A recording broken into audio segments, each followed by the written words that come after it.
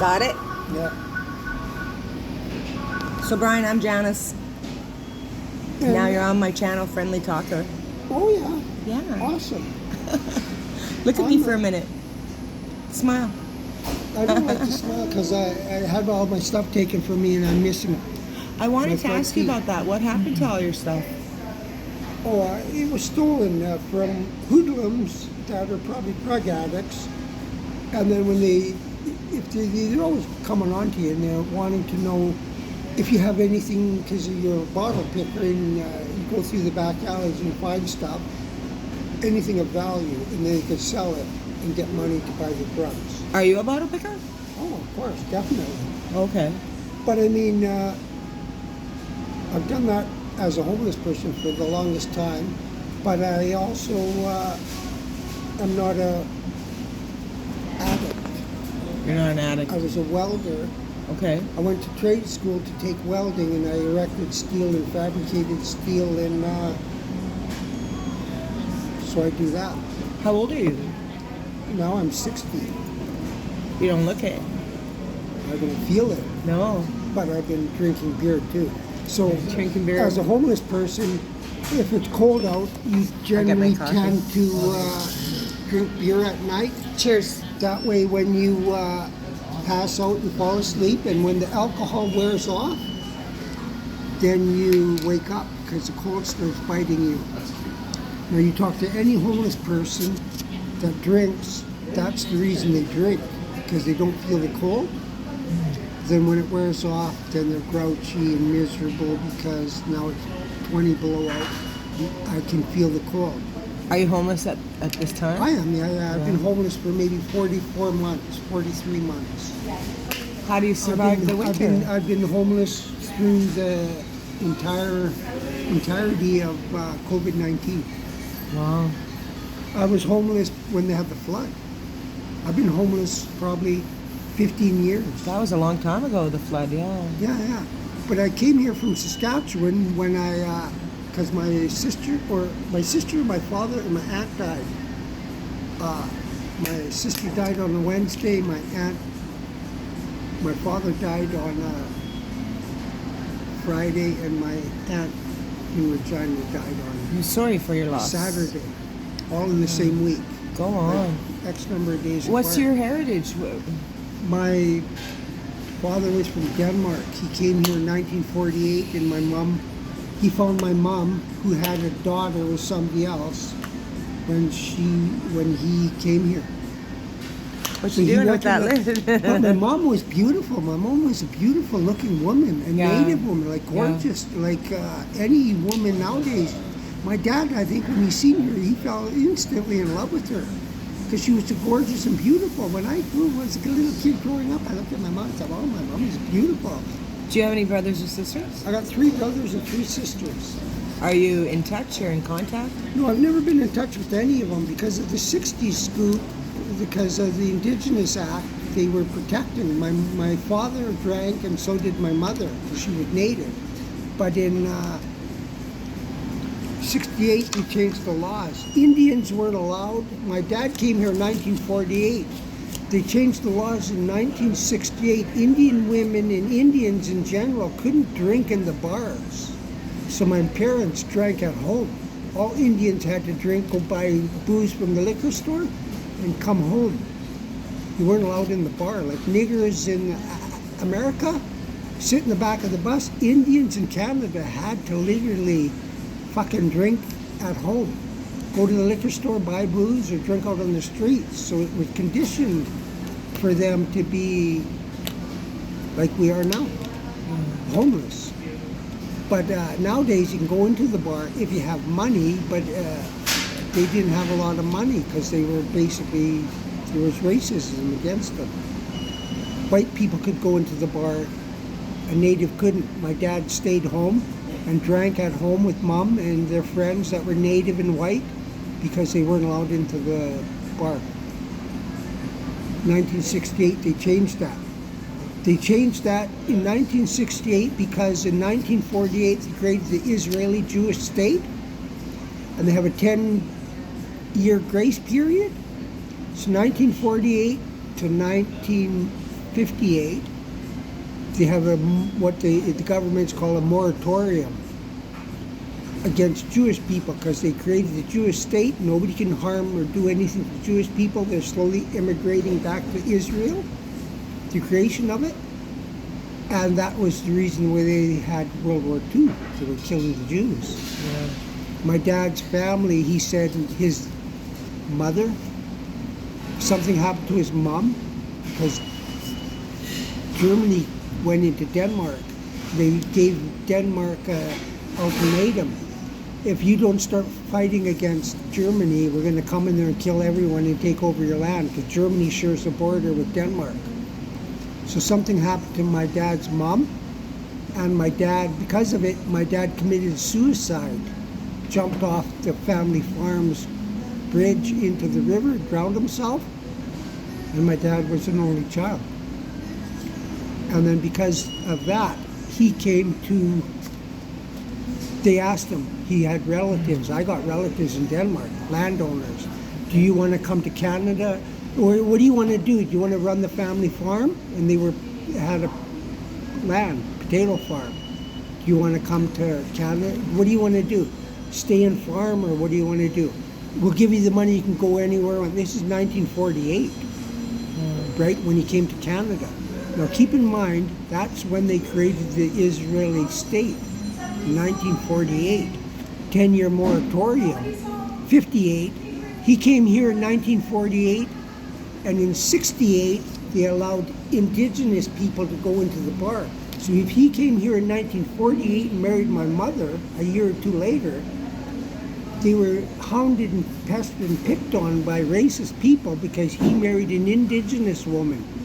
They weren't allowed to go into the bars. They stayed at home or go to the liquor store. He worked and had to go home and drink. Since you brought up Israel, what do you think of the situation that's happening there? I think it's probably true. With Palestine, what do you think, like, They're sick currently? of them. They're sick of them hounding them.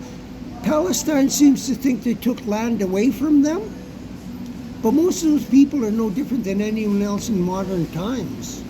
Yeah. Why don't you settle down with what you have now and deal with life as it is now?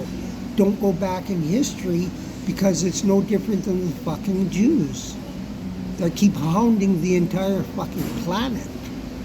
Look what the Germans did to us in World War II. So everyone has to be sympathetic to the Jews. Yeah. But that's way back then. Why bring that up now? Live in the now, not back then. How's your love life? I don't know. Yesterday was Valentine's. Do you have any children? I have a your own daughter. family? I have a daughter. I had a girlfriend in Regina because I went back there. Okay, because of the 60s scoop, I went through foster homes, group homes, detention centers my whole life. What's the 60s scoop? I know what it is, but explain that to people watching. After residential school, any indigenous people right. through the government, they were supposed to. Their belief system is we're supposed to protect the indigenous people. Yeah. So because my mother and father were drinkers, because they were basically racially profiled as different, because she was an Indian woman, new immigrants were coming here and felt superior because they were white people with what you would call, if you're from England, you had a king or a queen. In Canada, an Indian was a savage. So That's right. they were looked upon Savage as face, they called they them or were something, right? inferior. Yeah. And because my dad was from Denmark and he went through World War II and then what happened to his family, he felt sorry for my mother because of what happened to his family. He took a lenient side towards lesser people, which is the reason I believe he married my mom. Yeah. She was a native woman that had a child, and he felt sorry for her. And then he had Ernie, Alan, and Ronnie, my brother, Yeah. and then Kathy and Brenda, my sisters. Because my oldest sister was Teresa, with a different husband or whoever my mother had sex with to have her daughter. How old was your daughter? And where is she? She's half my age. So if I'm 60, she'd be 30 probably now. When's the last time you spoke to her? She Are you in started, contact? she started working as a waitress in a coffee shop in Regina. Then she worked at the Casino Regina as a waitress, and then she switched to security, behind the scenes, watching on the computers, people gambling. And now I think they believe she works for CSIS. Same thing, behind the scenes on computers, watching computer monitors, the C-train platforms, kind of like in England where they have Scotland Yard. Behind the scenes, they're looking at video footage when it comes to tracking people like Magnata or whoever. You never, No, I've never, because you never set up shop with the mom, with She her mother. was- Were you she a was, family at I one point? cheated one time, one night in the summertime in Regina. I jumped out of a third-story window. I was on federal parole. I jumped out of the third-story window to go skinny dipping with my girlfriend's girlfriends, and that night is when I knocked up this girl and had my daughter when I was 27. You been in jail? I did from the age of 16 to 35 in institutions, provincial and federal, which would be how many years? From 16 to 35. 18, 19? 19 years, and then after that, since then, I've probably done 2 or 3 more years since that. So I probably did 20, 21 years in jail. What was getting you? What were you doing? What's the charge? What were you in jail for? Well, the worst thing I ever did was an armed robbery with a knife. A guy from Manitoba, Winnipeg, his mom was dying of cancer, and he was in a halfway house from PA Penn. He wanted to go visit his mom that was dying of cancer. He kept hounding me to do an armed robbery so he could get the money so he could go to visit his mom before she died. And I was, 2 weeks straight he hounded me. And I said, How okay. long of a sentence did you get for that? 3 years, because So what happened again? he took half the money. He went to Manitoba to visit his mom before she died. And we were both in the halfway house. We used a sex offender's Datsun automobile, a Vietnamese guy. His name was Tan Du. He was a registered pedophile. Because we knew that about him, we were trying to set him up. We said, we'll borrow his car at the halfway house. He gave us the keys to the car. We took the car. We went and robbed a drugstore called Pinder's Drugs in Regina. It's been changed to a Shoppers drugstore. We robbed 4 tills, me and him. We had nylon stockings over our faces and No way. knives. And you were 16 at the time? No, I was older then, probably 27. Oh, I'm sorry. I thought This that was is your when first I, offense. Okay, right. Was in Regina. Right. So what about the remainder of all those years? So what else? he had his wife, girlfriend was Evelyn. She was a nurse, registered nurse, and he wanted to go back to Manitoba. He was on parole in PA, and from PA in Regina, and he hounded me, and I said, okay, fuck, because he knows my family, my brother's in jail. Okay, I'll help you. We rob this store. He gets away because we trade half the money, and he goes to Manitoba to visit his mom before she dies, and I fucking get caught because they have video footage. The manager standing behind the car was trying to start the shitty fucking Toyota. A Datsun, it wouldn't start, and he's just writing down the number. I'm looking at, oh fuck, this guy's got us, right? But I don't tell the guy, and then he drives away. We park the car, give the guy back his keys, the pedophile, Vietnamese pedophile, at the halfway house. What other charges have you served? What other? That's the worst offense That's the I ever. worst. The rest Well, are just there was- like minor shit. The last time I went to the pen was in Edmonton Max. I did 2 B&Es, house B&Es. I was drunk. I was building a hog barn in Wetaskiwin for the Hutterite colony that broke away from Edmonton Max's Hutterite colony. It's called Sharp's Barn. behind Sharp's Farm, Edmonton Max is a Hutterite colony. They broke away from there, which is called whatever Sharp's Farm, Hutterite colony. They moved to Wetaskiwin and they opened up a Hutterite colony called Pine Haven. I'm building a prefabricated hog barn out of prefabricated concrete that's from walls that are from Quebec, from a company that's from Tabor, Alberta, and the workers are from Calgary, in my hometown of Wetaskiwin. I'm working again and I'm doing well, but I drink and do drugs, and I have a girlfriend who died now of a cocaine addiction. What kind of drugs do you do? What's your vice with the drugs? I did PCP, I did LSD and mushrooms and marijuana and hash and oil. That was all I ever did. None of that. Nothing. Yeah. Well, back then they didn't have that. I did MDA, the original MDA, Yeah. the love drug, and it's like having a little drug-induced orgasm. If you ever You don't did say. the original MDA, Yeah. it's like wondering is there a wet spot in my crotch because of how good this drug is in my Shit. holy fucking. I want some more of this. But I So- only did it once when I was 15. So you get out of jail in your mid-30s, you're done. You never, then you kind of live the straight life, 35. right? 35, right? In your mid-30s.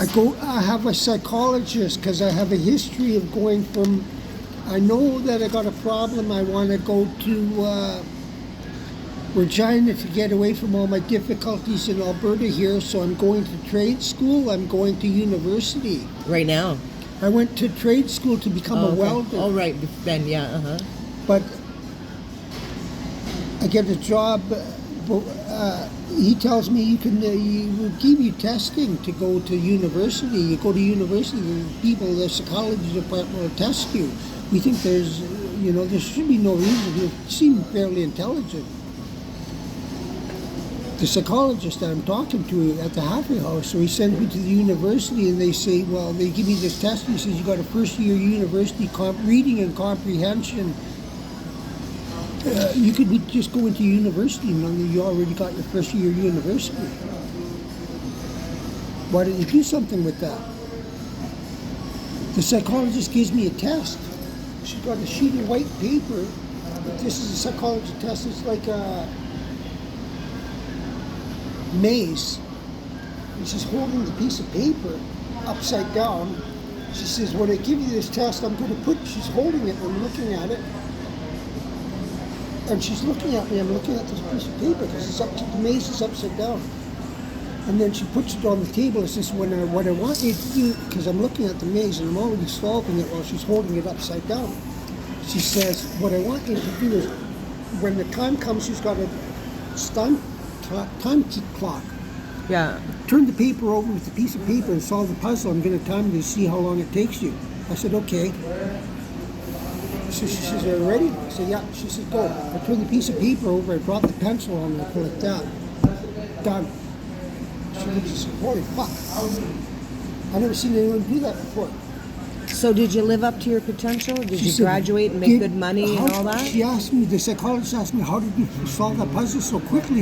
I've never ever had anyone solve that puzzle like that before. I said, because I was solving it while you held it upside down. She was holding it Oh, no. upside down, and then she put it on the table. I said, I already had it solved. When I was talking to her, I was looking at the puzzle, I was solving it. And when I turned it over, I knew what to do. I put the pencil down, and I just went like that. Done. Yeah. She clicked.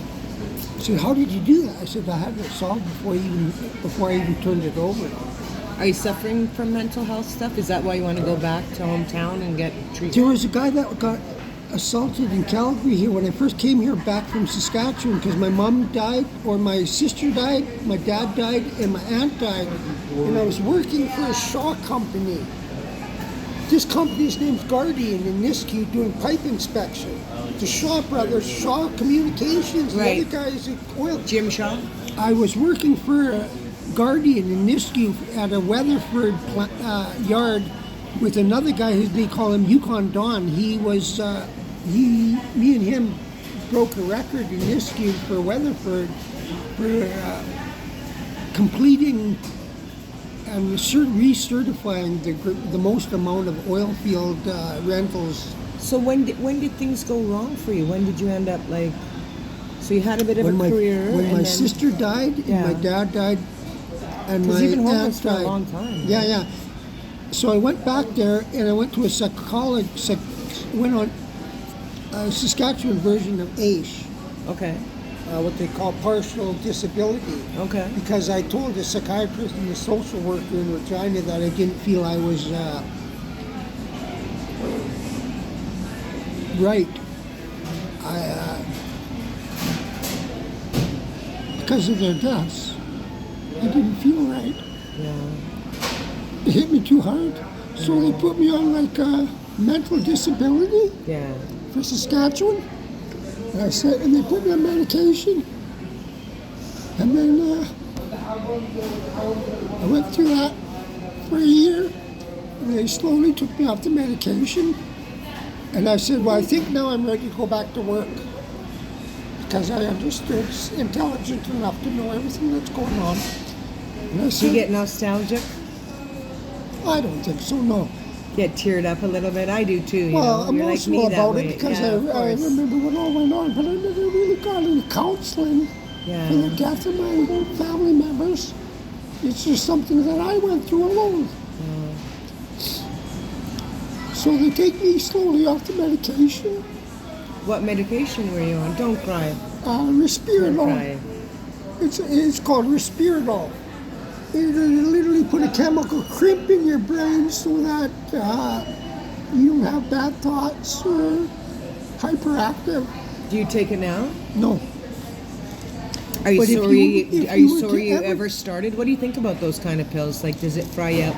No. Does it fuck your brain they forever? put you on it, like I said, it literally puts a twist tie in your brain so that you have no bad thoughts, no racy thoughts, not hyperactive. You're basically docile, Right.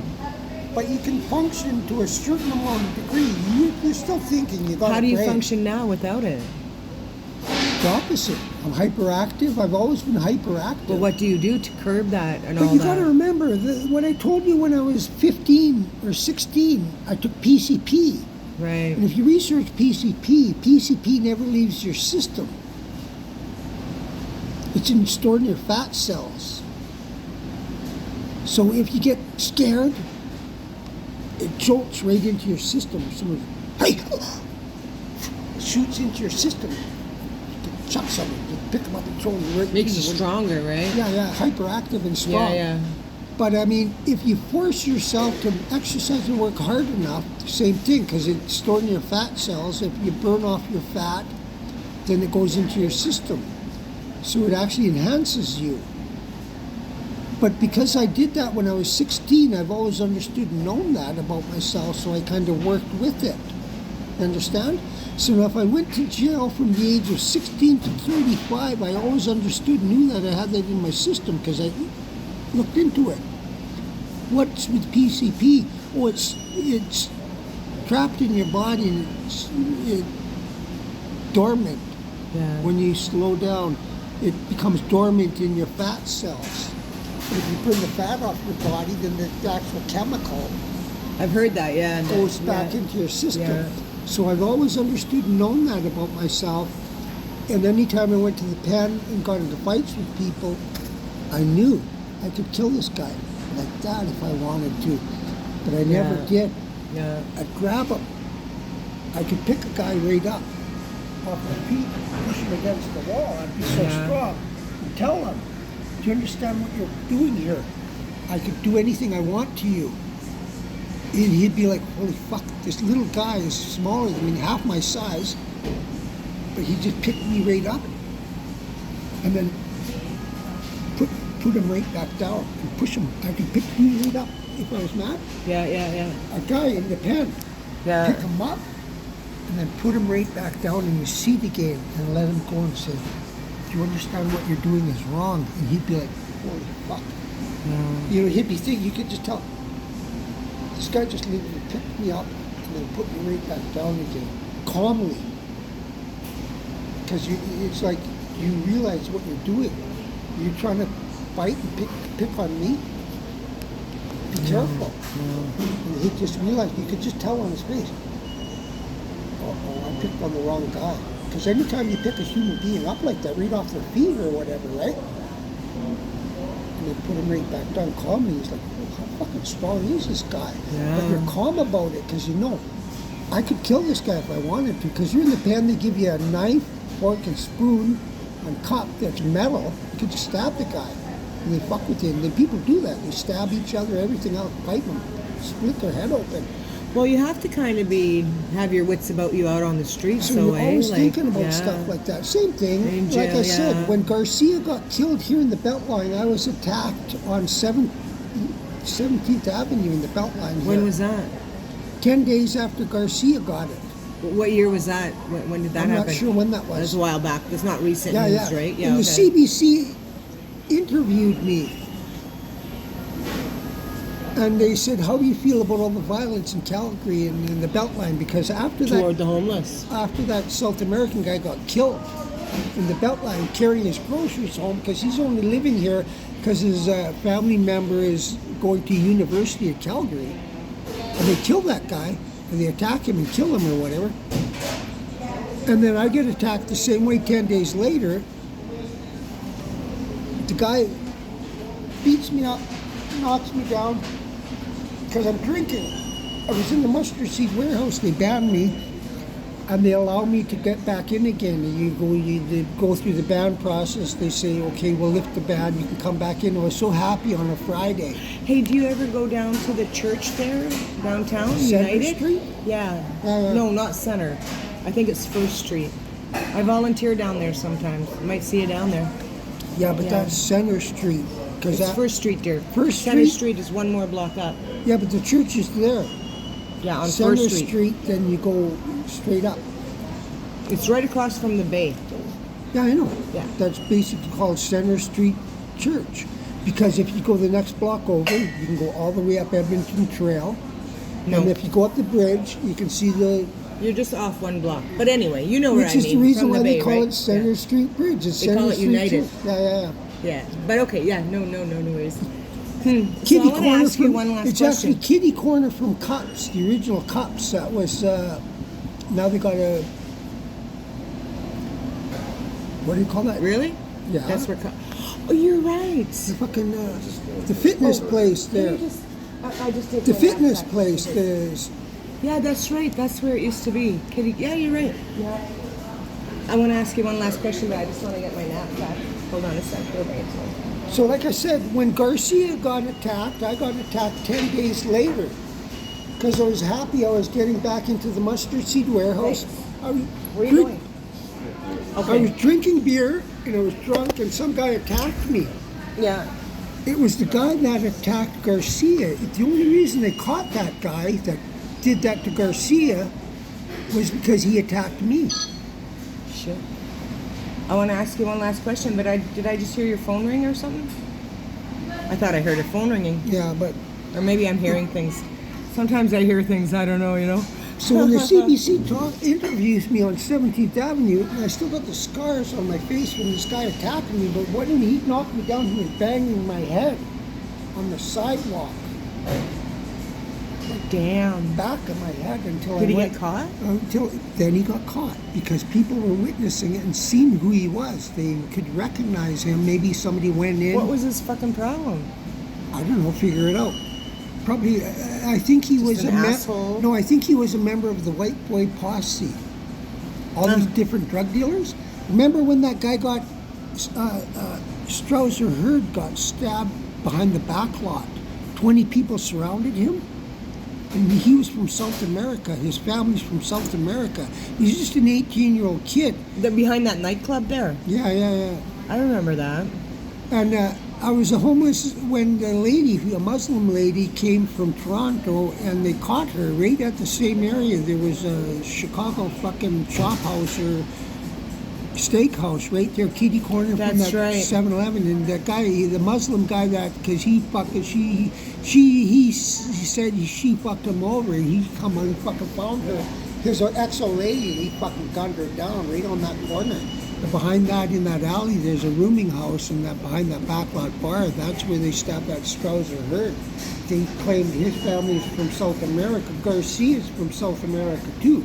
All these drug dealers in Calgary dealing cocaine back then. When I first came to the city, behind the Salvation Army was a gas station where they gave out free fucking glass pipe, and everyone was dealing crack cocaine.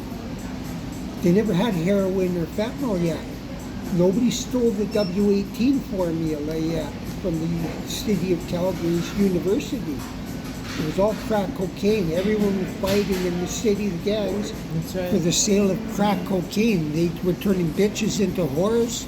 On the street corner, I talked to a Newfoundland girl. She was losing all her teeth. She was out on the street corner underneath the fucking overpass at the DI, prostituting themselves. They still had BJ's gym, the gym that the Hart brothers and those guys, Anvil and Davey Boy Smith, worked out in. At the fucking BJ's Wow, you go gym. back, eh?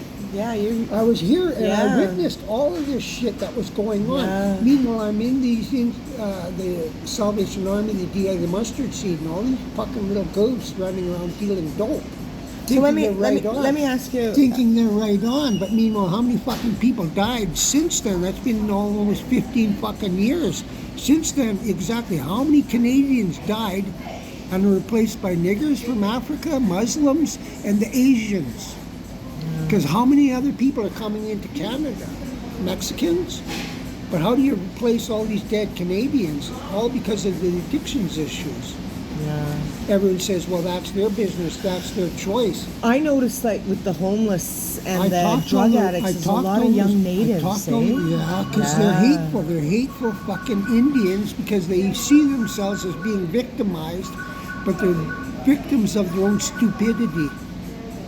I've seen natives selling native drugs at the Sheldon Schumer. Last year I found a guy in the porta potty by Joe's Bicycle Garage, right before you go into Kensington, the Princess Island. I gotta go to the porta potty. I'm homeless. I want to take a shit. It's locked. It's 11 o'clock at night. I have to go somewhere else. I come back the next day, same issue. I gotta go use the bathroom. I go to the fucking porta potty, it's still locked, the same fucking porta potty. I fucking take a thing and there's a round disc, turn it to unlock the fucking porta potty, and look in, there's a native guy on his hands and knees like he's praying to Allah, but his face is like that on the bottom of the porta potty. Dead. Stone cold dead from fucking fentanyl or whatever. I go over to Joe's bike garage and I tell him, Joe, phone 911, tell the people to come, there's a dead guy in the fucking port. Are you fucking serious? I said, yeah. I've been to town, I see people cut their own throats, hang themselves, what a dead guy looks like. I know what a dead guy looks like. Yeah. I said, phone 911. He phones 911, they say, well, you have to confirm it. Go and look and make sure that he's dead. He goes over there, he touches the guy and he's clammy and cold. He says, oh no, yeah, he's fucking dead. He said, I never ever done that. Joe's bike garage, he tells me, I never did that before. I never encountered a dead person before. Oh yeah, he said, the guy was I want to ask you something. What's your fondest memory in your life? One of your fondest. Just tell me something that you can think of off the top of your head. It's the best memory, whether it's love related or friends. I'm a romantic, when I was a tiny little kid, Oh no. I had a little girlfriend in my hometown. I think we were in grade 5. Her name is Patty O'Neill. She works in Wetaskiwin as a nurse. She might even be a doctor now. Her name's Patty O'Neill. My mom, it reminds me of Charlie Brown and Lucy. But she's a O'Neill. She's Irish or whatever. Yeah. And she's got older sisters, and they live on the outskirts of Wetaskiwin, right before you go to the drive-in theater, and they got horses. And she's in my class, and I like her. She's a good-looking little girl, and she invites me out to her farm to go horseback riding. And everyone says to this day, that was my first girlfriend. She invites me to her farm, but I was in 6, 7 years old. I was in a foster home, and the foster kid put me on, the one guy's son, 37 years old, 35, maybe 34, 25, puts me on the horse, and I don't know nothing about horses, and it bucks. And I fly off and I land like this on the hard packed road, and it hurts my back. I'm crying, and the foster parents' brother takes the older kid behind the barn and whips him. You can just hear him wailing and crying. If you ever do a fucking stunt like that again, I'll fucking kill you. You could have hurt that kid. He could have broke his back. That would have been it. They'd have sued us. Would lose everything. Yeah. So now this little girl. That's when I was a little kid. Now when I go to from the foster home to my hometown with my mom and dad, and they go to school. And this little girl, she's the cutest little girl in the world. Black hair, straight black hair, just gorgeous little girl. She invites me to her farm to go horseback riding. And now you've grown up, right? No, I'm fucking a couple of years later. Oh, okay, a from couple the of years. incident that happened in the foster home, and I'm thinking, Jesus, fuck that. The horse is huge. And I'm thinking back when I was 6 years old, this fucking thing will kill me. What happened before was terrible, but this one will almost kill me. But she said, you have to trust me. You have to trust me. It'll be okay. Just come with me, and we'll go horseback riding. We climb up on the bales. That's how small we are. I have to climb up on these stair step of bales to climb up onto the back of the horse. And she says, well, hang on to me, and she's going to ride this horse. Big fucking horse. She takes me horseback riding out in the field. And we're going like that and hanging on to her. But and after that, then Did you fall off? no, because I was hanging on to her. And then I take her home one day from school, and my mom falls right in love with her. Oh, I can't believe how she looks. Because I have a baby sister, Brenda, and my baby sister is like my mom. My mom was only 5 foot tall, black hair, gorgeous, good-looking woman for a native woman. And so is Brenda, the tiny little 5 foot tall. Because when I look at here, I'll show you a picture of her. Sure. And this will blow your mind. So you never forgot this girl, eh? Patty, no, I feel she's still in my hometown. Patty. Oh, really? Did you see her as an adult too? Yeah, Yeah? not myself, but No, okay. this ain't a real picture. You'll like this. This is actually real. If you were to talk to her, yes, she remembers that.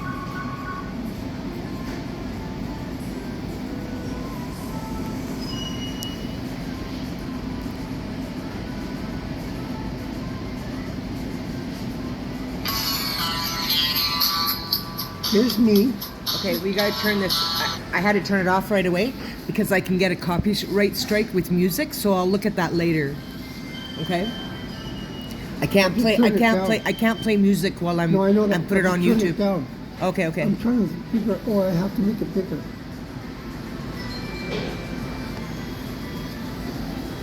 You see how tall I am in comparison to her? That's you guys. Yeah. So now, Oh, when we were wow. in the 60s scoop, both of us were grabbed from my home in Wetaskiwin, and they put us in a New Sarepta foster home Okay. for one day. I stayed there, and they took her Patty too. no, this is Brenda. Oh, Brenda. They took her to Breton and put her in a foster home. These people that they took her to, they eventually adopted her. If you look at that, and you see the teddy bear? Yeah. And the pajamas are the exact likeness of the pajamas that they gave us the first night that we were in New Sarepta. Shit. And if you were to talk to her, she should say yes, she remembers those pajamas. She's 5 years younger than me. If I'm 60, she'd be 55 now. No word of lie. And me and her, because we were little kids, we'd be home together. We'd sit in the 60s watching black and white TV, rocking on the couch, because Mom would be in the kitchen, and they had jingles. Yeah. And we'd both be sitting there rocking, singing these jingles, because we had them all memorized. The TV commercial would come on like it was Ivory Snow or whatever, and we'd be singing together. Because Mom used to sing to Freddie Fender and all kinds of them. They never had, well, they had television, but the music, Elvis Presley, all of it. She fucking just turned the radio on, my mom, and she'd be just singing away and cleaning and everything like a nut. And she had a really kooky, quirky personality, like a comedian. My mom was just unbelievable. Such a pleasure to meet you. Awesome. You I know. gotta use the washroom. Okay, let me just wrap this up then. Let me shake your hand. I wish nothing for the best for you. And thank you for talking to me, You sir. betcha, dear. See you next time, okay? Thank Thank you. you. Yeah. Bye-bye.